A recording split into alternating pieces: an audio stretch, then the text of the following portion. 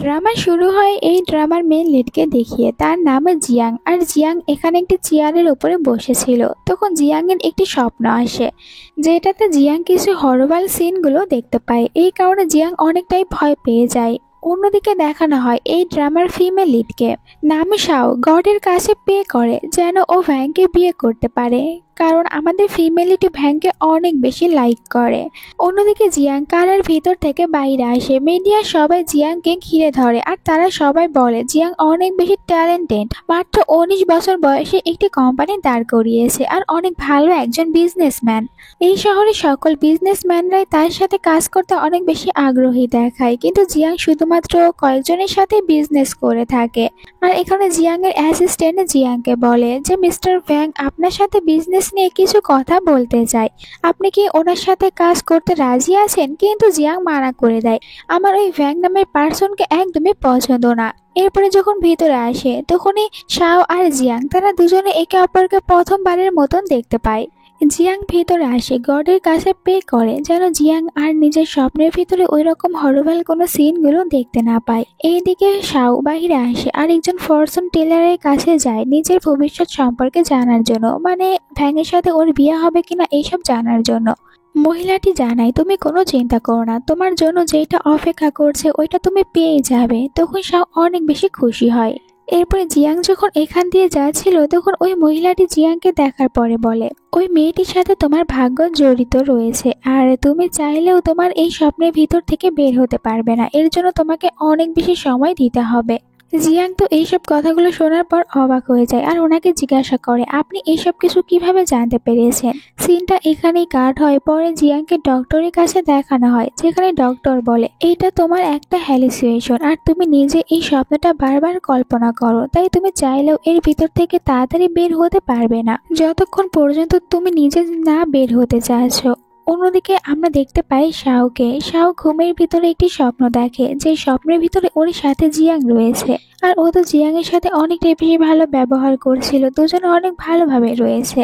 তখনই শাওয়ের ঘুম ভেঙে যায়, দেখতে পাই কোম্পানিতে যাওয়ার জন্য ওর অনেক লেট হয়েছে। রেডি হয়ে বাইরে চলে আসে। আসলে আজকে তো ও যাবে জিয়াং এর ইন্টারভিউ নেওয়ার জন্য, কিন্তু এখানে শাও জানে না যে ও যার ইন্টারভিউ নিতে যাবে ওই ছেলেটি আসলে জিয়াং।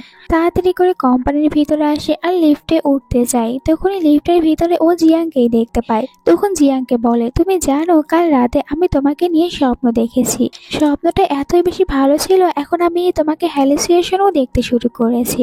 জিয়াং এর কফি ও নিজেই খেতে থাকে। এরপরে বলে আমার মনে হয় আমি ভুল কিছু করে ফেলেছি, এটা কোনো হ্যালুসিনেশন না বরং এটা রিয়েল। তাড়াতাড়ি করে লিফটের ভিতর থেকে বের হয়ে পড়ে আর অনেক বেশি নার্ভাসও হয়ে যায়। তাড়াতাড়ি করে ম্যানেজারের সাথে দেখা করতে আসে যে এখন বলুন আমার কার ইন্টারভিউ নেওয়ার জন্য যেতে হবে, যেখানে ম্যানেজার ওকে বকা দেয় তুমি অনেকটাই লেট করে এসেছো।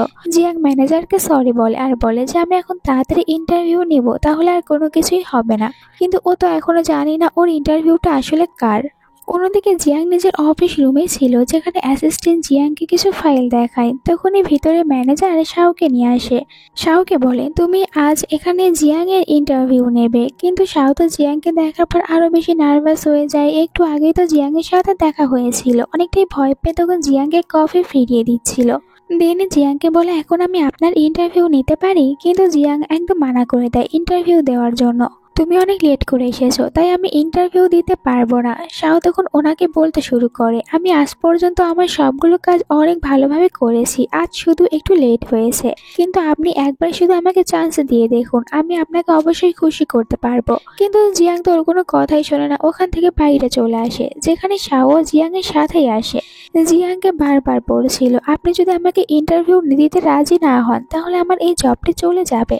জিয়াং ওকে শুধু সরি বলে আর কারের ভিতরে উঠে পড়ে। এরপরেও শাও জিয়াংকে বাধা দেওয়ার চেষ্টা করছিল, আর যার কারণে ভুল করে তাদের দুজনের এখানে কিস হয়ে যায়। এই কারণে শাও আরো বেশি নার্ভাস হয়ে যায়, জিয়াংকে বারবার সরি বলে, কিন্তু জিয়াং এতটাই নার্ভাস হয়ে গিয়েছিল কারণেই ওখান থেকে বের হয়ে পড়ে। শাও তখন একটি ট্যাক্সি ভাড়া করে আর ওই কারটিকে ফলো করতে থাকে। যখন দেখে যে ট্যাক্সি ড্রাইভার অনেক বেশি আস্তে গাড়ি চালাচ্ছে তখন বলে ওই কারের ভিতরে আমার বয়ফ্রেন্ড রয়েছে আর আমাকে সাথে চিট করে এখান থেকে পালিয়ে যাচ্ছে, তাই একটু তাড়াতাড়ি চলো। জিয়াংয়ের কাজের জায়গায় এসে অপেক্ষা করতে থাকে। জিয়াংয়ের যখন সব কাজ শেষ হয়ে যায় তখন জিয়াংয়ের অ্যাসিস্ট্যান্ট জানায় ওই মেয়েটি 6 ঘন্টা ধরে বাইরে আপনার অপেক্ষা করছে। জিয়াং বলে ঠিক আছে, ওকে ভিতরে আসতে বলো। শাও ভিতরে চলে আসে। ভিতরে শাওকে দেখার পর জিয়াং অন্য কিছু ভাবতেই পারে না, শুধুমাত্র শাওয়ের সাথে যে ওর কিস হয়েছে ওটাই ভাবছিল, যার কারণে শাও এখানে নিজে থেকে জিয়াংকে সরি বলে ওই রকম একটি কাজ করার জন্য। এরকম ভুল আর কখনোই করবে না। বাট জিয়াং ওকে কোনো কিছু না বলে ওকে আবারও কিস করে নেয়। এবার তো শাও অনেক বেশি অবাক হয়ে যায়। জিয়াং তখন একটি ফ্ল্যাশব্যাক দেখতে পায় যেখানে ও শাওয়ের সাথে কিছু সময় কাটিয়েছে। এইটা দেখার পর অনেক শকড হয়ে যায়। শাও অনেক নার্ভাস হয়ে গিয়েছিল। আর জিয়াং এখানে ভাবে আমার তো সবকিছু মনে পড়েছে, কিন্তু শাওয়ের কেন সবকিছু মনে পড়ছে না। শাও ভয় পেয়ে বলে আমি একদমই বাকি মেয়েদের মতো না, আমাকে প্লিজ এখান থেকে যেতে দিন। আর এটা বলে ও পালিয়ে যায়। তখন জিয়াং আরো বেশি কনফিউজড। শাও নিজের কোম্পানিতে ফিরে আসে আর বলে এটা কিভাবে হতে পারে। তখন ও নিজের সিনিয়রকে দেখতে পায়। এই ছেলেটির নামই হচ্ছে ফ্যাং। ফ্যাং এখানে একজনের ইন্টারভিউ নিয়েছিল, আর ইন্টারভিউ নেওয়ার সময় ওই ছেলেটির আসল সত্যিটা সবার সামনে নিয়ে আসে, যার কারণে শাও খুশি হয় আর বলে এই কারণেই তো আমি সিনিয়র ফ্যাং এর উপরে ক্রাশ খেয়েছি, কারণ সিনিয়র সবসময় শুধু সত্যের পথেই চলে। কিন্তু আমার জিয়াং এর সাথে যে ওর কিস হয়েছে ওটাও মনে পড়ে যায়, কারণ ওইটা তো ওর ফার্স্ট কিস ছিল। তখন এখানে ফ্যাং আসে, জিজ্ঞাসা করে তুমি কি কোনো কিছু নিয়ে চিন্তিত রয়েছো? আমি বুঝতে পেরেছি তুমি জিয়াং এর ইন্টারভিউ নিতে পারোনি, এই কারণে তোমার কোম্পানিতে প্রবলেম হবে, তাই তুমি চিন্তা করছো। শাও বলে এরকম কোনো কিছুই না সিনিয়র ফ্যাং। ফ্যাং ওকে চিল করতে বলে এখান থেকে চলে যায়। তখনই ম্যাং নামের একটি মেয়ে বলে তুমি তো কবে থেকে এসে সিনিয়র ফ্যাংকে লাইক করো, তাহলে কেন ওনাকে বলে দিচ্ছ না? আমি অনেক চেষ্টা করেছি বলার, কিন্তু বলতে পারিনি। বাট তুমি কোনো চিন্তা করো না, আমার কাছে অনেক ভালো একটি প্ল্যান রয়েছে। আর রাতে ও তখন ব্ল্যাক ম্যাজিক করে একটি রেড কালারের সুতা নিয়ে আসে। আসলে এইটার উপরে ফ্যাং যদি একবার নিজের পা রাখে তাহলে ফ্যাং অনেক বেশি ইন্টারেস্ট নিতে শুরু করবে শাওয়ের উপরে। আর শাও এরকম প্ল্যান করে, কিন্তু ওখানে ফ্যাং এর জায়গায় বরং জিয়াং চলে আসে। তাই এখন জিয়াংই ওর বসে চলে আসে। আর জিয়াং অনেকটাই বেশি অ্যাট্রাক্ট হয়ে যায় শাওয়ের উপরে। শাওয়ের সাথে অনেক ভালোভাবে কথা বলতে শুরু করে, কিন্তু জিয়াং নিজেও জানে না যে ও এরকমটা কেন করছে। শাও তখন সরি বলে জিয়াংকে আমাকে ক্ষমা করে দেবেন, এইটা আমি আপনার জন্য করিনি, এটা আমি আমার সিনিয়র ফ্যাং এর জন্য করেছি।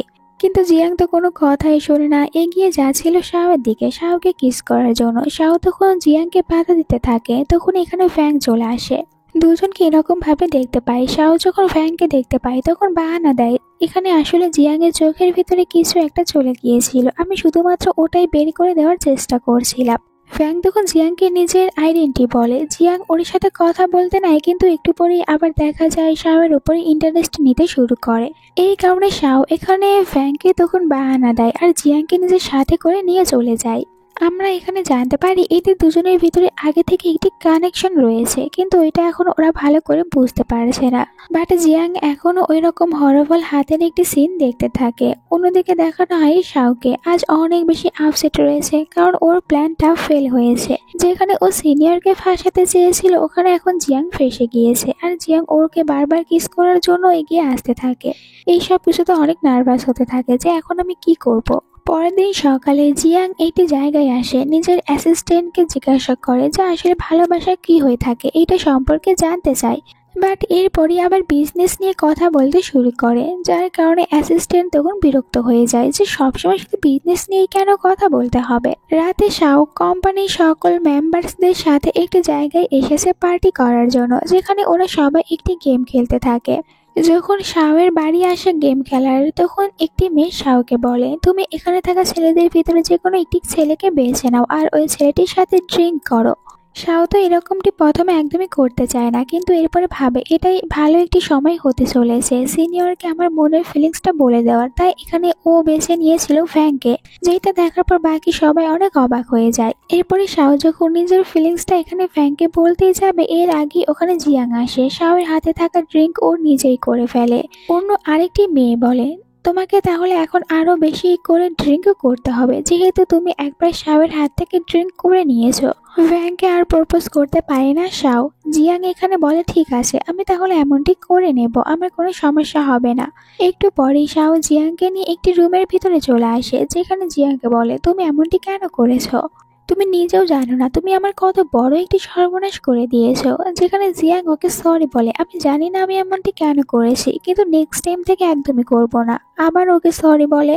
শাও বলে, 5 বছর ধরে আমি এই দিনটির অপেক্ষা করছিলাম, কারণ আমি 5 বছর ধরে সিনিয়র ভ্যাংকে লাইক করি, আর তুমি কিনা এসে সবকিছু একদম শেষ করে দিয়েছো। ভেবেছিলাম আজ আমি সিনিয়রকে সবকিছু বলে দিতে পারবো, কিন্তু তুমি এসে দেখো সবকিছু নষ্ট করেছো।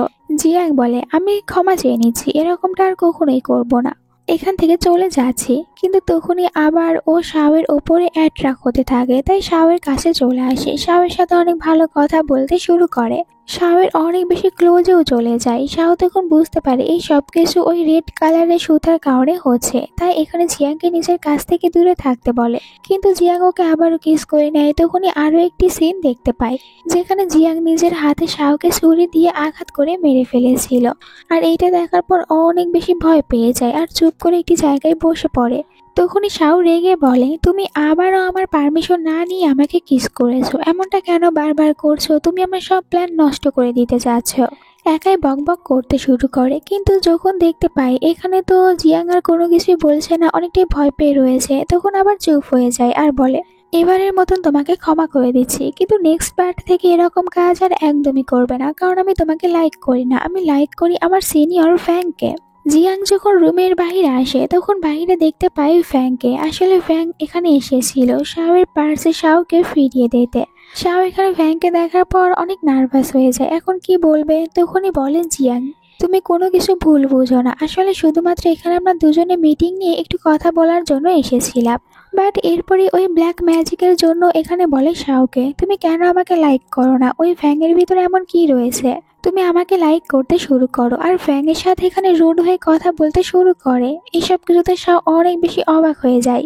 এরপরে জিয়াং আর ফ্যাং তারা দুজনে একসাথে বাইরে চলে আসে, যেখানে ফ্যাং তো রেগে জিয়াংকে বলে, আমি চাই তুমি শাওয়ের কাছ থেকে দূরে থাকো আর কখনো শাওয়ের সাথে দেখাও করবে না। কিন্তু জিয়াং ফ্যাং এর কথার কোনো উত্তর দেয় না, বরং এখানে ফ্যাংকে বলে, চলো আমি তোমাকে তোমার বাড়ি পর্যন্ত ড্রপ করে দেই। বাট ফ্যাং বলে, এর কোনো দরকার নেই, আমি নিজে হেঁটে চলে যেতে পারবো। এইটা বলে যেতে শুরু করে। তখন জিয়াং মনে মনে বলে, 2000 কিলোমিটার রাস্তা, আর ও কিনা হেঁটে চলে যাবে। পরের দিন সকালে দেখানো হয়, যেখানে শাও আর ফ্যাং তারা দুজনে একসাথে জগিং করার জন্যই বের হয়েছে। যেখানে শাও তো ফ্যাংকে দেখার পর অনেক খুশি হয় আর মনে মনে বলে, আমি সবসময় শুধু ফ্যাংকেই লাইক করে এসেছি, আর আমি চাই যেন আমি সবসময় ফ্যাংয়ের সাথেই থাকতে পারি। এখানে ফ্যাং বলে শাওকে, জিয়াং এর ইন্টারভিউ নেওয়া শেষ হয়ে গেলে তুমি আর কখনো জিয়াং এর সাথে দেখা করবে না, কারণ ওই ছেলেটি একদমই ভালো না। শাও দেখতে পায় ফ্যাং ওকে অনেক বেশি কেয়ার করে, অনেক খুশি হয়। তখন পড়ে যেতে নিয়েছিল, আবার ফ্যাং ওকে পড়ে যাওয়ার হাত থেকেও বাঁচিয়ে নেয়। একটু পরে ওখানে একজন আম বিক্রেতা আসে আম বিক্রি করার জন্য। ফ্যাং তখন শাওকে একটি আম খেতে বলে, যেহেতু ফ্যাং খেতে বলছে তাই শাও এই আমটা খেয়ে নেয়। কিন্তু পরের সিনে আমরা শাওকে হসপিটালে দেখতে পাই। একটু পরে এখানে জিয়াংও চলে আসে। জিয়াং এখানে আসার পর ফ্যাংকে বলে, তুমি যেহেতু শাওয়ের কেয়ার করতে পারো না, তাই শাওয়ের কাছ থেকে দূরে থাকো আর আমাকে শাওয়ের কাছে থাকতে দাও। ফ্যাং বলে, আমি কেন এমনটি করতে যাব? শাও আমার সাথে থাকতে বেশি হ্যাপি ফিল করে, তাই আমি শাওয়ের কেয়ার করব, তুমি না। এইটা নিয়ে দুইটি ছেলে তখন ঝগড়া করতে শুরু করে। শাও এইটা দেখতে পেয়ে ওদের দুজনকে চুপ থাকতে বলে আর বলে, আমার অ্যালার্জি হয়েছে, এটা আমি নিজেই দেখে নিতে পারবো। ফ্যাং বলে, তোমার আমে অ্যালার্জি রয়েছে, তাহলে তুমি এটা আমাকে কেন বলোনি? শাও ওদেরকে শান্ত থাকতে বলে নিজে এখান থেকে উঠে চলে যায়। পরের সিনে শাও আর জিয়াংকে একসাথে দেখানো হয়, দুজনে একটি জায়গায় এসেছে ঘোরাঘুরি করার জন্য। এখানে তো জিয়াং না চাইতেও শাওয়ের কাছ থেকে নিজেকে দূরে রাখতে পারে না, শাওকে নিজের কাছে নিয়েছিল। এইসব কিছুতে শাও বিরক্ত হতে থাকে আর বারবার নিজেকে দূরে সরাতে থাকে জিয়াং এর থেকে। কিন্তু এতে কোনো লাভ হয় না, যেহেতু ও নিজেই জিয়াং এর ওপরে ওই রেড কালারের ব্ল্যাক ম্যাজিকটা করেছে। এরপরে তারা দুজনে একটি ক্যান্ডি খেতে বসে পড়ে। জিয়াং এখানে শাওকে সরি বলে, জানি না আমি এমনটি কেন করছি। শাও বলে, দেখো তোমার সরি বলতে হবে না, এটা আমারই ভুল রয়েছে, আমি তো তোমার উপরে ওই ব্ল্যাক ম্যাজিকটা করেছি, আর এই কারণে সরি বলো না। এখন আমি তোমার উপরে খুশি হয়েছি, কারণ তুমি আমাকে এই ক্যান্ডি খেতে দিয়েছো। জিয়াং শাওকে বলে, এই জায়গাটি দেখার পর তোমার মনে হয় না যে এর আগেও তুমি আমার সাথে এই জায়গায় এসেছো? তখন শাও বলে, আমি যদি এই জায়গায় আগেও আসতাম তাহলে আমার মনে পড়তো, বাট আমার তো কোনো কিছু মনেই নেই। রাতে বাড়িতে আসার পর দেখতে পাই জিয়াং ওর জন্য অনেকগুলো ক্যান্ডি বাড়িতেই নিয়ে এসে দিয়েছে। এইসব দেখে অবাক হয়ে যায়। পরের দিন দেখানো হয় যেখানে শাও জিয়াং এর ইন্টারভিউ নেওয়ার জন্য গিয়েছে। ওর সাথে ফ্যাংও এসেছিল আর ইন্টারভিউ প্রথমে অনেক ভালোভাবেই চলতে থাকে, কিন্তু একটু পরই আবার জিয়াং শাওয়ের উপর অ্যাট্রাক্ট হতে থাকে। তাই তো এখানে সব প্রশ্নের উত্তরগুলো একটু রোমান্টিক ভাবে আর বিয়ের প্রপোজাল ভাবে ও দিতে শুরু করে, কারণ এইসব কিছু জিয়াং তো শাওকে বলছে। ফ্যাং তখন জিয়াংকে বলে যে তুমি এরকম ভাবে উত্তরগুলো কেন দিচ্ছ, তোমার কি কোনো প্রবলেম হয়েছে? জিয়াং বলে কিছুই হয়নি। তখন শাও বুঝতে পারে, যার কারণে বলে আমার মনে হয় জিয়াং এর শরীর খারাপ হয়ে গিয়েছে, তাই আমি জিয়াংকে এখান থেকে নিয়ে যাচ্ছি। এরপরে জিয়াংকে ভাই বলে যে তুমি তোমার নিজের যত্ন রেখো। এইটা বলে যখন শাও এখান থেকে চলে যেতে নেবে তখন দেখা যায় হঠাৎ করে এখানে জিয়াং অজ্ঞান হয়ে যায়। তাই তো অ্যাসিস্ট্যান্ট আর শাও মিলে জিয়াংকে হসপিটালে নিয়ে আসে। একটু পরে দেখতে পাই শাও এখানে তো জিয়াং এর হার্টবিট দেখাই যাচ্ছে না, অনেক বেশি ভয় পেয়ে যায় আর ডক্টরকে ডাকার জন্য উঠতে নেবে, তখন উঠে পড়ে জিয়াং আর বলে চিন্তা করো না, আমি মেশিনটা খুলে ফেলেছি। শাও বলে এখন আমার হাত ছেড়ে দাও, অনেকক্ষণ হয়ে গিয়েছে আমার হাত ধরে রেখেছো। রাতে শাও আবার ওই ফরচুন টেলার মহিলার সাথে দেখা করে। ওনাকে বলে আপনি তো বলেছিলেন সবকিছু ভালো হবে, কিন্তু কোনো কিছুই ভালো হচ্ছে না। আমি যাকে লাইক করি তার উপরে আমি ওই ম্যাজিক করতে পারিনি, বরং ওর জায়গায় অন্য কারোর উপরে আমি ম্যাজিক করে ফেলেছি। এখন তার সাথে আমার বেশি সময় কাটাতে হচ্ছে, আমি কিভাবে এর ভিতর থেকে বের হতে পারবো? সবকিছু শোনার পর মহিলাটি ওকে আরো একটি মন্ত্র দেয় আর বলে সব প্রসেসগুলো ভালোভাবে কমপ্লিট করো, দেখতে পারবে সবকিছু ঠিক হয়ে যাবে। এই কারণে শাও অনেক খুশি হয় আর ওনাকে থ্যাংক ইউ বলে। পরের দিন শাও তাড়াতাড়ি চলে আসে জিয়াং এর কাছে আর জিয়াংকে তখন মহিলাটি দেওয়ার নতুন মন্ত্র দেখায় আর বলে দেখো আমি সব উপায় পেয়ে গিয়েছি যে কিভাবে তোমাকে এর ভিতর থেকে বের করতে পারবো। যখন জিয়াংকে সবকিছু বুঝিয়ে বলছিল তখন তো জিয়াং শুধুমাত্র এক নজরে শাওকে দেখতে থাকে। এরপরে দুজনে ভোর হওয়ার একটু আগেই পাহাড়ে যেতে শুরু করে, যেখানে জিয়াং বলে আমাদেরকে এই পাহাড়ে আসার কি দরকার ছিল, তুমি এখানে আসার পর কি করতে চাও? শাও বলে আমাকে ওই মহিলাটি বলে দিয়েছে যে এই রিচুয়াল করার জন্য আমাদেরকে পাহাড়ে যেতে হবে, সূর্য ওঠার সময় আমাদেরকে এটা করতে হবে। বাট জিয়াং তো কিছুতেই শাওকে নিজের থেকে দূরে রাখতে পারছিল না, তাই ওদের দুজনের ভিতরে একটি ক্লোজ সিন দেখানো হয়। তখনই ওরা বুঝতে পারে এদিকে কেউ একজন আছে, তাই তাড়াতাড়ি করে লুকিয়ে পড়ে। আর আমরা দেখতে পাই এখানে ওদের এই কোম্পানির দুজন মেম্বার্স এসেছে, যারা কিনা এখানে নিজেদের ভিতরে একটি সময় কাটানোর জন্য এসেছিল, কিন্তু তখন এখানে ওরা কোনো জন্তু দেখতে পায়, তাই তো ভয় পেয়ে এখান থেকে পালিয়ে যায়। অন্যদিকে এরা দুজনেও অপেক্ষা করছিল কখন সূর্য উঠবে, আর এরকম ভাবে অপেক্ষা করতে করতে জিয়াং তো এখানেই ঘুমাতে শুরু করে। একটু পরেই দেখতে পাই শাও সূর্য উঠতে শুরু করেছে, তাই ও রিচুয়াল করতে শুরু করে।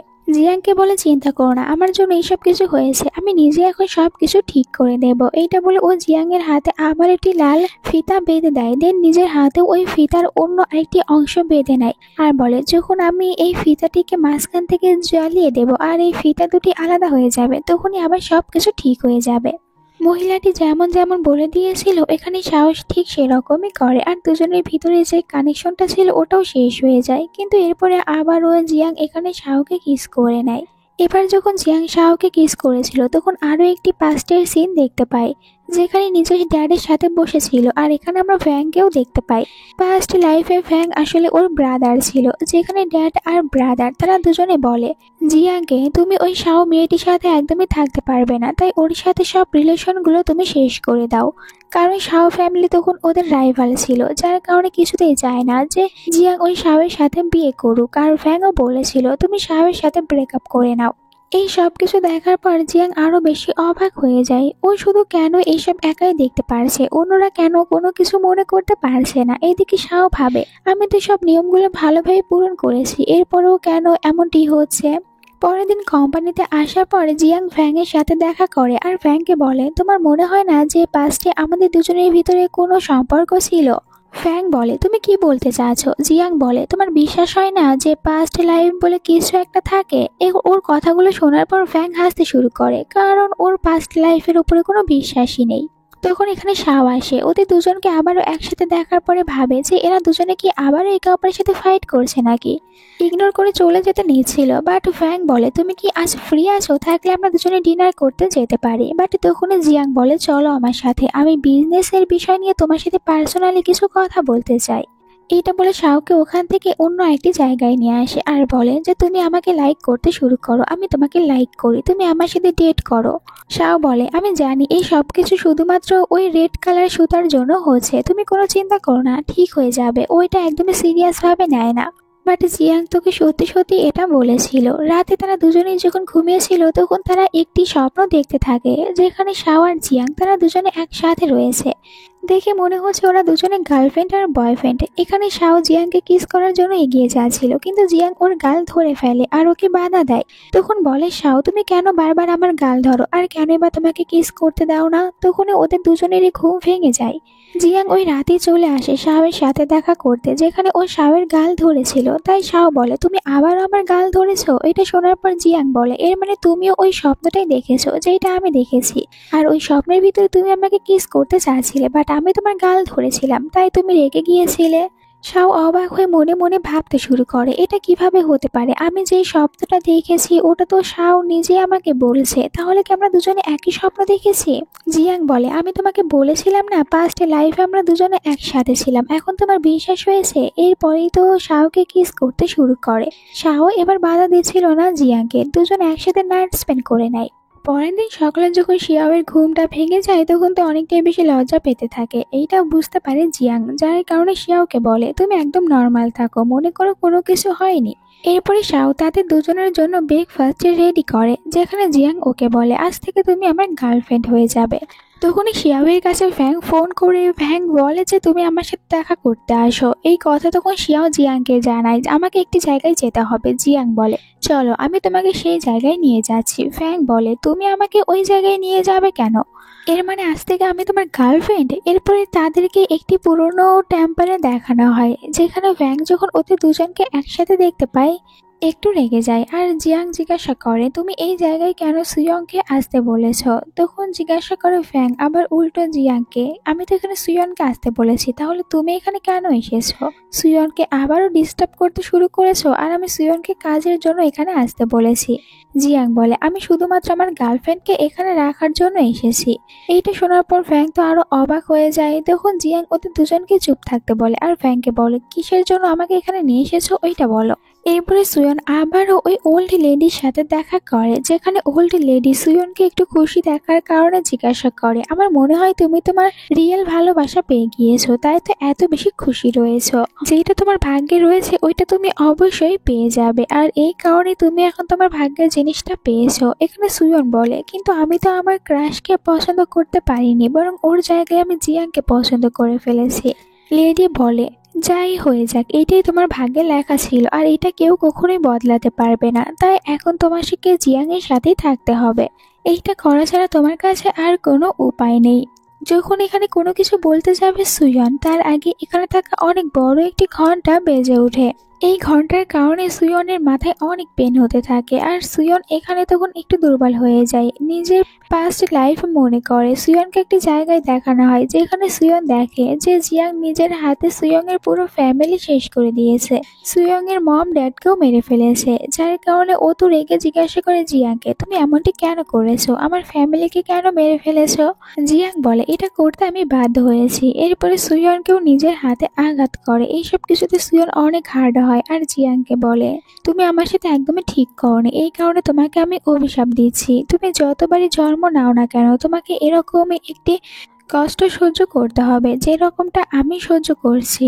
এরপরে আবার দেখানো হয় সুয়নকে। এইসব কিছু মনে করার পর অনেক বেশি কান্না করতে থাকে। জিয়াং এসে দেখতে পায় ও তো কান্না করছে, তাই জিজ্ঞাসা করে কি হয়েছে, কিন্তু সুয়ন কোনো কিছু বলতেই পারে না। জিয়াং ভাবে হয়তো সুয়ং এর শরীরটা খারাপ হয়েছে, আর সুয়ন তো এইসব মনে করার পর অনেকটাই বেশি শকড হয়েছিল। ওকে নিয়ে বাসায় চলে আসে জিয়াং, যেখানে সুয়ং কোনো কিছুই বলতে পারে না, শুধু চুপ করে কান্না করছিল। সুয়ং এর জন্য তখন জিয়াং পানি নিয়ে আসে, ওকে খেতে বলে। এরপরে জিয়াংকে সুয়ন বলে যে তুমি এখন এখান থেকে বাইরে যাও, আমি কিছুক্ষণ এখানে একা থাকতে চাই। কিন্তু জিয়াং ওকে একা রাখতে চায় না, তাই ওর পাশে বসে পড়ে। আর ওখানে ও তখন আবারও পাস্ট লাইফের কিছু সিনগুলো মনে করে। পরের দিন সকালে দেখানো হয় সুয়নকে হসপিটালে দৌড়ে চলে আসে জিয়াংকে দেখার জন্য। অ্যাসিস্ট্যান্ট বলে, কাল রাতে হঠাৎ করে বসের শরীরটা অনেক বেশি খারাপ হয়েছিল, তাই আমরা বসকে তাড়াতাড়ি করে হসপিটালে নিয়ে এসেছি। অ্যাসিস্ট্যান্টের কথা শোনার পর সুয়ন একটু ভয় পেয়ে যায়, আর ওর চিন্তা হতে থাকে জিয়াং এর জন্য। ভাবে, এইসব কিছু কি আমার জন্য হচ্ছে? এখানে অ্যাসিস্ট্যান্ট এইটাও জানায়, বসের যে রোগটি হয়েছে এটা কোনো ডক্টর ঠিক করতে পারবে না। জানি না বসের সাথে এমনটি কেন হয়েছে, কিন্তু বস মাঝে মধ্যে অনেক বাজে স্বপ্নগুলো দেখে, হয়তো বা এই কারণেই বসের এত বড় কিছু একটা হচ্ছে। এইসব শোনার পর আরো ভয় পেতে থাকে সুয়ন। ও ভাবে এর মানে আমার জন্য এইসব কিছু হচ্ছে। জিয়াং এর জন্য অনেক চিন্তা হতে থাকে। রাতে চলে আসে ওর লেডির সাথে দেখা করতে। এখানে এসেছিল ওনার কাছ থেকে সাহায্য নেওয়ার জন্য, কিন্তু ওনার তো দরজাই খুলে দেয় না, তাই সুয়ন আর ওনার সাথে দেখাও করতে পারে না। এখন ও কি করবে, অনেক বেশি কান্না করে আর ফ্যাংয়ের কাছে চলে আসে। নিজের সাথে ঘটে যাওয়া সব কথাগুলো ফ্যাংকে বলতে শুরু করে আর ফ্যাংকে বলে এখন আমি তাহলে কি করতে পারবো, কারণ আমার জন্য জিয়াং এর এত বেশি কষ্ট হয়েছে আর এটা তো আমি কিছুতেই হতে দিতে পারি না, আমাকে কিছু একটা করতে হবে। ওর সব কথাগুলো শোনার পর এখানে ফ্যাং বলে তুমি যেহেতু মনে করেছো তোমার জন্যই সবকিছু হয়েছে, আর যদি তুমি ওকে ভালো দেখতে চাও আর ওকে বাঁচিয়ে রাখতে চাও, তাহলে আমি তো বলবো যে তুমি ওর কাছ থেকে দূরে থাকো। সুয়ন বলে আমি জিয়াংকে লাইক করি, কিন্তু আমি এটা কিছুতেই দেখতে পারবো না যে আমার জন্য জিয়াং মারা যাচ্ছে, তাই আমি জিয়াং এর কাছ থেকে দূরে থাকবো। এরপরে হসপিটালে ফ্যাং দেখা করতে আসে জিয়াং এর সাথে, আর এখানে আমাদেরকে একটি ফ্ল্যাশব্যাক দেখানো হয়। ওই দিন সুয়ন ওই ফরচুন টেইলার লেডির সাথে দেখা করার আগে ফ্যাং ওনার সাথে দেখা করেছিল। ফ্যাংকে দেখার পর ওই লেডি ফ্যাংকে জানায় তুমি পাস্ট লাইফে যা যা করেছো ওই সব কিছুর কর্মের ফল তুমি অবশ্যই পাবে, কারণ পাস্ট লাইফ আমাদেরকে কখনোই ছাড়বে না। তখন ফ্যাংকেও নিজের পাস্ট লাইফের সিন মনে করানো হয় আর আমরা ফ্যাংকে সেম জায়গায় দেখতে পাই। ফ্যাং তো প্ল্যান করে সুয়ংকে মারার জন্য জিয়ানকে ইউজ করেছিল, আর এখন ওর সবকিছু মনে পড়তে থাকে। একটু আপসেট হয়ে যায়, কিন্তু এরপরে বলে আমি কোনো পাপ কাজ করিনি, বরং যে আমার ফ্যামিলিটাকে নষ্ট করার চেষ্টা করেছিল আমি ওকে শুধু শাস্তি দিয়েছি, এর জন্য আমার তো কোনো শাস্তি পাওয়ার কথা না। লেডি জানায় তুমি পাস্ট লাইফে যে পাপ কাজ করেছো ওইটার কর্মফল তুমি এখন অবশ্যই পাবে, আর এইটা কাউকে ছাড়ে না।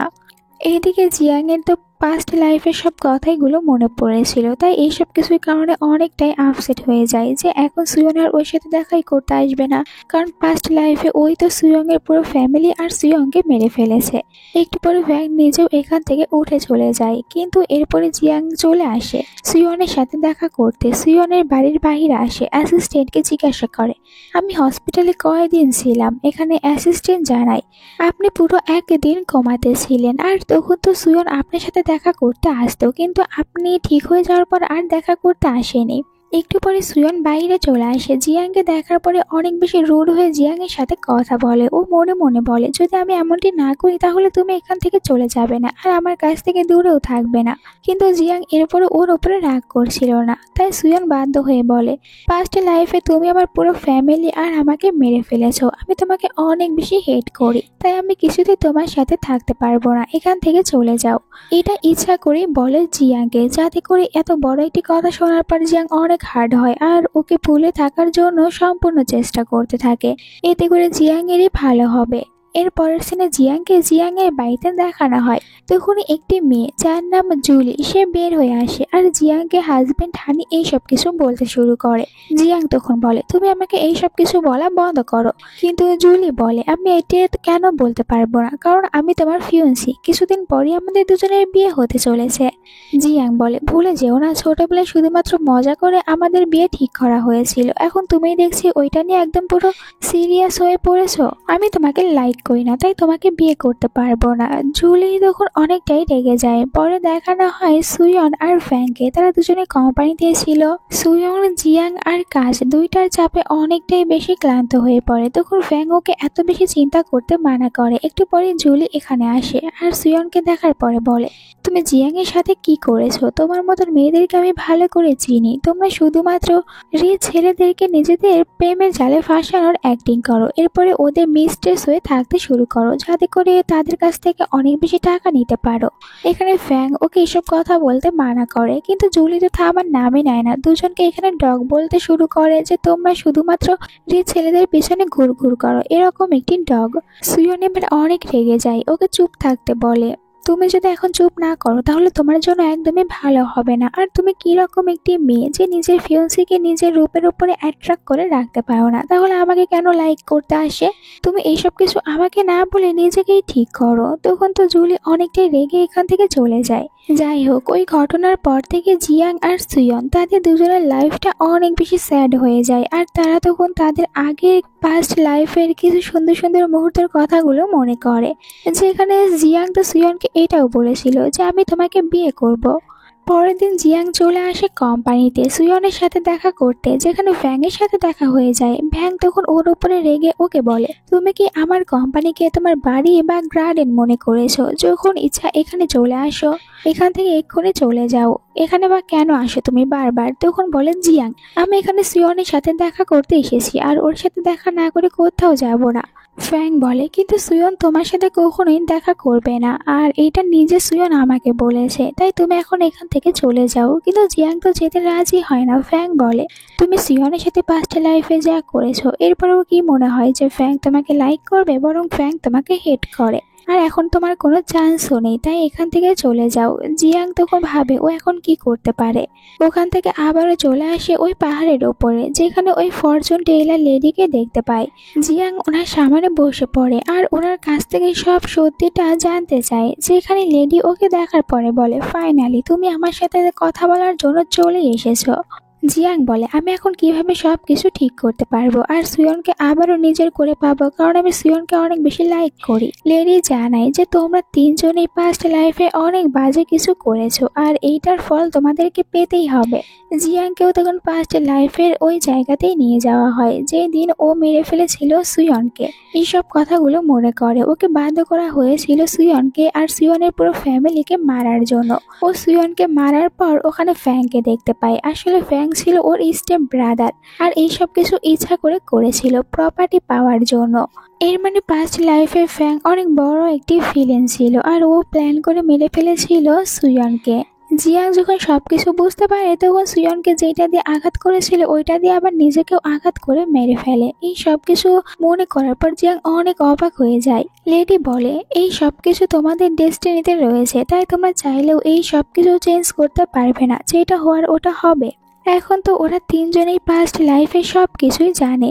পরের দিন ফ্যাং জুলির সাথে দেখা করতে আসে আর জুলিকে বলে, আজকের আবহাওয়া অনেক বেশি ভালো, যদি তুমি চাও তাহলে তোমার জীবনকেও এত সুন্দর করতে পারো। এর জন্য শুধুমাত্র তোমাকে একটি কাজই করতে হবে। জুলি বলে, আমাকে কি এমন কাজ করতে হবে? ফ্যাং বলে, তাহলে তুমি জিয়াং এর সাথে তোমার যে এঙ্গেজমেন্ট হয়েছে ওইটার কার্ড ছাপাতে শুরু করো আর সবাইকে এটা বলে দাও। এমনিতেও সুয়ন জিয়াং এর সাথে থাকতে চায় না, আর তুমি যদি ওকে এঙ্গেজমেন্ট কার্ড দাও তাহলে জিয়াং এর কাছ থেকে একেবারের জন্য চলে যাবে, এতে করে তুমি জিয়াংকেও বিয়ে করতে পারবে। জুলিও এতে রাজি হয়, আর পরের দিনই ও ফ্যাংকে ফোন করে বলে, আমি তো কার্ড ছাপিয়ে ফেলেছি, এখন তুমি বলো সবার প্রথমে আমি আমার এঙ্গেজমেন্টের কার্ড কাকে দেব? যেখানে ফ্যাং বলে, সবার প্রথমে তুমি সুয়নকে দাও। আমরা সুয়নকে কোম্পানিতে দেখতে পাই কাজ করছিল, তখন ওখানে ফ্যাং আসে। সুয়নকে বলে, তুমি আজ অনেক বেশি কাজ করছো, তোমার জন্য একটি কার্ড এসেছে। সুয়ন এটা দেখে আর বলে, ভালো হয়েছে যে জিয়াং এখন নিজের লাইফে এগিয়ে যেতে শুরু করেছে, ও যদি বিয়ে করে তাহলে হ্যাপিতে থাকতে পারবে। ফ্যাং বলে, তুমি কি এঙ্গেজমেন্ট পার্টিতে যাবে না নাকি যেতে চাও না? সুয়ন বলে, আমি ওই পার্টিতে যাব না, কারণ আমার কোম্পানিতে অনেক কাজ রয়েছে, আমি সব কাজগুলো কমপ্লিট করব। সত্যি বলতে আমি ওই পার্টিতে যেতেই চাই না, তাই যাওয়ার কোনো প্রশ্ন ওঠে না। পরের সিনে আমরা সুয়নকে একটি জায়গায় দেখতে পাই। যখন রাস্তা দিয়ে যাচ্ছিল একটি ছেলের সাথে ধাক্কা খেয়ে পড়ে যেতে নেয়, তখনই জিয়াং এসে ওকে বাঁচিয়ে নেয়। এই ছেলেটি এখানে সুয়নের উপরে চিৎকার করতে শুরু করে। সুয়নকে সব দোষী দিচ্ছিল, কিন্তু যখন জিয়াংকে দেখতে পায় তখন ভয় পায়। সুয়ন জিয়াংকে থ্যাংক ইউ বলে ওকে বাঁচানোর জন্য, আর জিয়াং এর সাথে বেশি কথা না বলে এখান থেকে চলে যায়। এরপরে জিয়াং আর ফ্যাং দুজনকে একসাথে দেখানো হয়। এবার জিয়াং তো অন্য কোনো আইডেন্টি নয়, বরং পাস্ট লাইফে ওর যে আইডেন্টি ছিল ওইটা নিয়ে ফ্যাং এর সাথে কথা বলতে আসে। ফ্যাংকে বলে, তুমি এইসব কিছু কেন করেছো? আমি তোমাকে সবসময় আমার বড় ভাই মনে করেছি, বাট তুমি তো আমার সবকিছু শেষ করেছো। ফ্যাং বলে, আমি অনেক খুশি হয়েছি যে তোমার পাস্ট লাইফে সবকিছু মনে পড়ে গিয়েছে, তাহলে হয়তো এটাও মনে পড়েছে যে আমি কেন তোমার সাথে এইসব কিছু করেছি। তোমার জন্য কেউ আমার দিকে ফিরেও তাকাতো না, আর সবাই মনে করতো তুমি সবকিছুর জন্য যোগ্য, আমার কোনো অধিকারই নেই কোনো কিছুর ওপরে, আর সবাই আমাকে দুর্বল মনে করতো। তাই আমি তোমাকে প্ল্যান করে মেরে ফেলেছি, যাতে করে সবকিছু আমি নিজের নামে করে নিতে পারি, সব প্রপার্টি। আর আমি তখন সবকিছু করতেও পেরেছিলাম, সেরকম এখনো আমি ওই সব কিছুই করব। এখানে জিয়াং বলে, কিন্তু এখন সবকিছু চেঞ্জ হয়েছে আর তুমি চাইলেও কোনো কিছু করতে পারবে না। দেখো তুমি যাই করো না কেন, এবার তো আমি সুয়নের কাছ থেকে দূরে কোথাও যাব না। আমি সুয়নকে অনেক লাইক করি আর সুয়নও আমাকে লাইক করে, তাই আমি আমার এবার ডেস্টিনির সাথে একদম লড়াই করব আর সুয়নকে নিজের করব। ফ্যাং বলে, আমিও দেখতে চাই তুমি এইসব কিছু কিভাবে করতে পারো, কারণ এখন তো সুয়ন তোমার সাথে থাকতে চায় না। আর এবারও তোমরা দুজনে এক হতে পারবে না, কারণ এই সব কিছু তোমাদের দুজনের ভাগ্যে রয়েছে। জিয়াং বলে, আমি জানি আমাদের ভাগ্যে কি রয়েছে, তবে আমি আমার ভাগ্য চেঞ্জ করার চেষ্টা করব। সুয়নের একটি পাস্ট লাইফের সিন দেখানো হয়। সুয়ন আর জিয়াং তখন তারা দুজনে একে অপরকে অনেক বেশি ভালোবাসতো, তাই তো সুয়ন গিয়েছিল একটি রেড কালারের সুতা নেওয়ার জন্য, যেটা দিয়ে ওরা দুজনে আরো বেশি কাছে আসতে পারবে আর ওরা যেন বিয়ে করার পর হ্যাপিতে জীবন যাপন করতে পারে। এই সব কিছুর জন্যই ও এমনটি করেছিল। আর ওখানে কিন্তু আমরা ওই ফরচুন টেইলারের লেডিকেই দেখতে পাই। আজও এইরকমই সুয়ন আসে ওনার সাথে কথা বলতে, ওনাকে বলে এখন আমি কি করব। মহিলাটি বলে, তুমি যদি তোমার ভাগ্য পরিবর্তন করতে চাও তাহলে আমি তোমাকে একটি অ্যাড্রেস দিচ্ছি, ওখানে চলে যাও, সব প্রশ্নের উত্তর পেয়ে যাবে। বাট সুয়ন তো ওখানে কোনো অ্যাড্রেসই দেখতে পায় না। বাড়িতে চলে আসে আর মোমবাতি জ্বালানোর পর ওই কাগজে থাকা অ্যাড্রেসটা ও দেখতে পায়। পরের দিনই ওই অ্যাড্রেসে চলে আসে আর এইটাই হচ্ছে তাদের পাস্ট লাইফের ওই জায়গা যেখানে ওরা সবাই মারা গিয়েছিল। এখানে আসার পর সুয়ন সবকিছু দেখার পর অবাক হয়ে যায়, ওখানে থাকা একটি ছুরি উঠিয়ে নেয়। তখন সুয়নের পাস্ট লাইফের সব কথাগুলো মনে পড়ে যায়। ওই দিন যখন সুয়নকে ছুরি দিয়ে আঘাত করে মেরে ফেলেছিল জিয়াং, এরপরে জিয়াং নিজেও ওই ছুরি দিয়েই মারা যায়। সুয়ন ছুরিটিকে নিজের সাথে করে বাড়িতে নিয়ে আসে আর এবারও ভাগ্য পরিবর্তন করতে যায়। একটু পরে ওখানে জিয়াং চলে আসে। সুয়নকে এরকম ভাবে দেখার পর জিয়াং বুঝতে পারে সুয়ন তো কোনো না কোনো কিছু করার চেষ্টা করছে। সুয়ন ওকে জানায়, আমি অনেক ভেবেছি, এখন সময় হয়ে গিয়েছে আমাদের দুজনের ভাগ্য পরিবর্তন করার, আর এটা আমি করতে পারবো। ওর কথাগুলো শোনার পর জিয়াং একটু ভয় পায়, মনে করে সুয়ন হয়তো নিজের ক্ষতি করে এমনটি করবে, এর কারণে সুয়ন নিজেকেই মেরে ফেলবে। এই কারণে সুয়নকে বারবার মানা করতে থাকে, তোমার এরকম কোনো কিছু করার দরকার নেই। বাট সুয়ন তো এখানে অন্য প্ল্যান করেছিল। সুয়ন আর জিয়াং এর হাতের সাথে যে ফিতাটি বাঁধা ছিল ওইটাই সুয়ন ওই আনা ছুরি দিয়ে কেটে ফেলে, আর এরকম ভাবে ও নিজেদের ভাগ্য কিছুটা হলেও পরিবর্তন করতে পারে। দৌড়ে গিয়ে জিয়াংকে হাক করে নেয়। ও নিজেই জিয়াংকে পাস্ট লাইফে অভিশাপ দিয়েছিল, কিন্তু এখন নিজেই ওইটা শেষ করেছে, তাই ওরা হ্যাপিতে এখন থাকতে পারবে। দুজনে একসাথে অনেক সময় কাটায় আর অনেক জায়গায় ঘুরতে যায়। জিয়াং রিং বের করে প্রপোজ করে সুয়নকে। ফ্ল্যাশব্যাকে দেখানো হয় যখন পাস্ট লাইফে জিয়াং সুয়নকে রিং বের করে প্রপোজ করেছিল তখন ওকে বিয়ের কথা বলেনি, যার কারণে সুয়ন তো অনেক রেগে গিয়েছিল জিয়াং এর ওপরে আর জিয়াং এর প্রপোজাল অ্যাকসেপ্টও করে নেয়নি। জিয়াং তখন ওকে থামিয়েছিল আর ওকে বলে, আমার ভুল হয়েছে, ক্ষমা করে দাও, নেক্সট বার একদমই এরকম করবো না। তো সুয়নও মেনে নিয়েছিল আর এখন সুয়ন জিয়াং এর কাছ থেকে প্রপোজাল পাওয়ার সাথে সাথে হ্যাঁ বলে দেয়। জিয়াংও এতে খুশি হয়ে যায়। ওকে যখন রিং পরাতে নেবে তখনই হাত থেকে ওইটা পরে রোডে চলে আসে। এইটা দেখার পরে জিয়াং বলে সুয়নকে, তুমি এখানেই অপেক্ষা করো, আমি রিংটা নিয়ে আছি। এইটা বলে যখন রিং উঠাতে যায় তখন একটি কার এসে অনেক বেশি স্পিডে এখানে জিয়াংকে ধাক্কা দেয়। এইটা দেখার পর সুয়ন ভয় পেয়ে তাড়াতাড়ি করে জিয়াং এর কাছে চলে আসে। জিয়াং এর অবস্থা অনেকটাই খারাপ হয়েছিল। সুয়ন তো অনেক কান্না করতে শুরু করে, যেখানে জিয়াং বলে, এই লাইফে আমরা দুজনে এক হতে পেরেছিলাম, কিন্তু আমি তোমার সাথে বেশি দিন থাকতে পারছি না, এর জন্য আমাকে ক্ষমা করে দিও, কিন্তু আমার বিশ্বাস রয়েছে এর পরের লাইফে আমরা দুজনে আবারও এক হতে পারবো। আর আজ আমি অনেক খুশি যে তোমার সাথে এত ভালো একটি সময় কাটিয়েছি। আর যে রিংটা ও রোড থেকে উঠিয়ে নিয়ে এসেছিল ওইটা আবার নিজের হাতে এখানে মারা যাওয়ার আগে সুয়নের হাতে পরিয়ে দেয় আর সুয়নকে বলে, আমি আমার জীবনের শেষ নিঃশ্বাসটুকু তোমার কোলের উপরে নিতে পারছি, এই জন্য আমি আরো বেশি হ্যাপি হয়েছি। সুয়ন অনেক বেশি কান্না করতে থাকে আর জিয়াংকে বলে, আমি তোমার কোনো কিছু হতে দেবো না, তোমাকে অবশ্যই ঠিক করে তুলবো। কিন্তু জিয়াং এখানে সুয়নের কোলের উপরে মাথা রেখে মারা যায়। সুয়ন তো অনেক বেশি কান্না করতে শুরু করে। একটু পরে ওখানে ফ্যাং চলে আসে। ফ্যাংকে দেখার পর সুয়ন চিৎকার করে বলে, আমি জানি এই সব কিছু তুমি করেছো জিয়াংকে মেরে ফেলার জন্য, কিন্তু জিয়াং তো তোমাকে অনেক বেশি লাইক করতো, তুমি জিয়াং এর বড় ভাই আর জিয়াং সবসময় তোমাকে সম্মান করেছে, কিন্তু তুমি কি করেছো, জিয়াং এর সাথে বারবার খারাপ করেছো, এই লাইফেও তুমি জিয়াং এর সাথে খারাপ করেছো, এমনটি তুমি কিভাবে করতে পারো। তখন ফ্যাং ওকে সরি বলে। সুয়ন সরি শোনার পর আরো রেগে যায়, ওর উপরে জোরে করে চিৎকার করে। ফ্যাং তখন বলে, তুমি শুধুমাত্র এখানে জিয়াং এর কষ্টটাই দেখতে পারছো, আমার কষ্ট দেখতে পারছো না। সবাই শুধু জিয়াংকেই লাইক করে, আর যার কারণে আমাকে সবাই দূরে সরিয়ে দিয়েছে। আর আমি সব দিক থেকে ভালো হওয়ার পরেও সবাই শুধু লাইক করতো জিয়াংকে, তাই আমি এমনটি করেছি। সুয়ন বলে, জিয়াং এখন মারা গিয়েছে আর এখনো কিনা তুমি এরকম কথাই বলে যাচ্ছ? আসলে তোমার ভিতরে কোনো ভালোবাসাই নেই। তুমি সবসময় শুধু নিজের কথাই ভেবেছো, তাই কেউ তোমাকে লাইক করে না, কারণ তুমি ভালোবাসার যোগ্য না। তখন ফ্যাং নিজের ভুল বুঝতে পারে আর ও নিজেকেই প্রশ্ন করে, সত্যি কি আমি এতটা বেশি খারাপ? এরপরে 1 বছর পরের সিন দেখানো হয়। সুয়ন ওর কোম্পানিতে চিফ ডাইরেক্টর হয়েছে, এই কারণে সবাই সুয়নকে অভিনন্দন জানায়। এরপরে সুয়ন ফ্যাং এর সাথে দেখা করতে পাহাড়ে আসে। ফ্যাং এখন সবকিছু ছেড়ে দিয়ে সন্ন্যাসীর মতন পাহাড়ে থাকতে শুরু করেছে। ফ্যাং ওকে জানায়, আজ কোম্পানিতে তোমার জায়গায় আমি গিয়েছি আর সবাই আমাকে অভিনন্দন জানিয়েছে, আর তোমাকেও থ্যাংক ইউ আমার জন্য এত কিছু করার জন্য। তখনই দুজনে ওখানে জিয়াং এর ছায়া দেখতে পায়, আর আমরা এটাও জানতে পারি এই 1 বছরে কিন্তু সুয়ন জিয়াংকে একদমই ভুলে যায়নি, বরং ও জিয়াং এর সাথে যতটুকু সময় কাটিয়েছে ওইটা মনে করে, আর সবসময় জিয়াংকে নিজের পাশেই কল্পনা করে। এরকম ভাবে ও কল্পনার জগতে জিয়াংকে তৈরি করে নিয়েছে, আর জিয়াং এর সাথে হ্যাপিতে থাকছে। তারা তো এই লাইফে এক হতে পারেনি, কিন্তু সুয়ন বলে, আশা করছি আমরা নেক্সট লাইফে আবারও এক হতে পারবো, আর তখন আমরা দুজনে একসাথে হ্যাপিতে থাকবো। এখানে এই ড্রামাটার এন্ড হয়ে যায়। তো তোমাদের কাছে এই ড্রামাটা কেমন লেগেছে কমেন্ট করে জানাতে ভুলো না।